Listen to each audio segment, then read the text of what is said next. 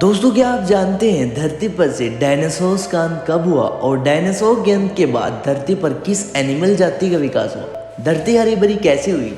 धरती पर पेड़ पौधों का विकास कैसे हुआ और हम बंदरों से मानव जाति का विकास कैसे हुआ? नमस्कार दोस्तों, स्वागत करते हैं आपका आज के हमारे वीडियो में। तो दोस्तों, सबसे पहले तो अगर आप हमारे चैनल पर नए हैं तो हमारे चैनल को प्लीज सब्सक्राइब कर बेल आइकन दबा देना, आने वाली हर इंटरेस्टिंग वीडियो सबसे पहले आप तक पहुंच के। तो दोस्तों, बिना किसी देरी के साथ आज की वीडियो करते हैं स्टार्ट। करीब 160 मिलियन सालों पहले धरती पर राज्य करने के बाद डायनासोर जब अपने अंत की तरफ बढ़े तो सत्ता जिसके हाथ आई वो थे मैमल्स। जी हाँ दोस्तों, करीब 6.5 करोड़ साल पहले जब धरती पर से डायनासोर अपनी ताकत की नोक पर एनिमल्स किंगडम को दबा कर रखते थे, तब ये जीव भी उसी जंगल का एक हिस्सा थे। लेकिन इनका अस्तित्व डायनासोर जैसे जानवरों के सामने कुछ भी नहीं था। उन्हें ताकत में जीतना उनके लिए असंभव था, लेकिन आने वाला भविष्य उनके नाम लिख चुका था। दोस्तों, करीब 6.5 करोड़ साल पहले एस्ट्रॉइड की दबाई डायनासोर की मौत को अपने साथ में लेके आए। तो चलिए दोस्तों, अब जानते हैं कि बंदरों से मानव जाति का विकास कैसे हुआ। डायनासोर्स का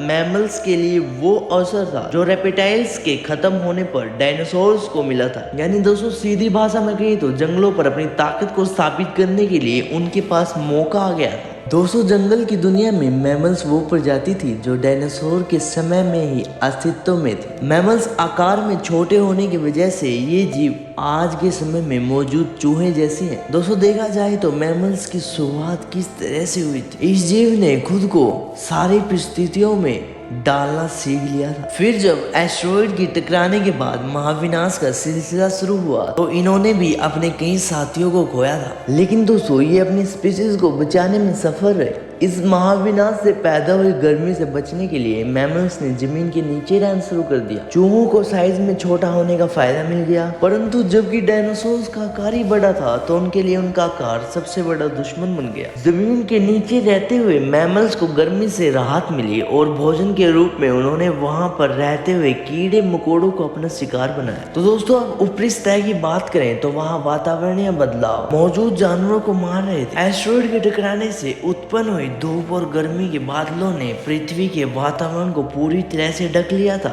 और उसके बाद अब धरती पर सूर्य की रोशनी नहीं पहुंच पा रही थी। परंतु जब सतह पर मौजूद हीट की वजह से सभी जानवर मारे जा चुके थे। दोस्तों, कई सालों तक जब यह जारी रहा तो पेड़ पौधे भी पूरी तरह से नष्ट हो चुके थे। प्रकृति का बनाया ये सारा इकोसिस्टम हिल चुका था और जब सूर्य की रोशनी न मिल पाने के कारण धीरे धीरे पृथ्वी भी ठंडी होती चली गई। लेकिन अब तक डायनासोर की आबादी धरती से लुप्त हो चुकी थी और बचे कुचे ये केवल 5% जानवर, जिसमें ज्यादातर मैमल्स की प्रजाति थी। महाप्रलय के रुक जाने के बाद धूप और बादलों ने चलना शुरू कर दिया और धरती पर फिर से वातावरण सामान्य हो चुका था। पृथ्वी पर इकोसिस्टम फिर से अपने रूप में आ गया।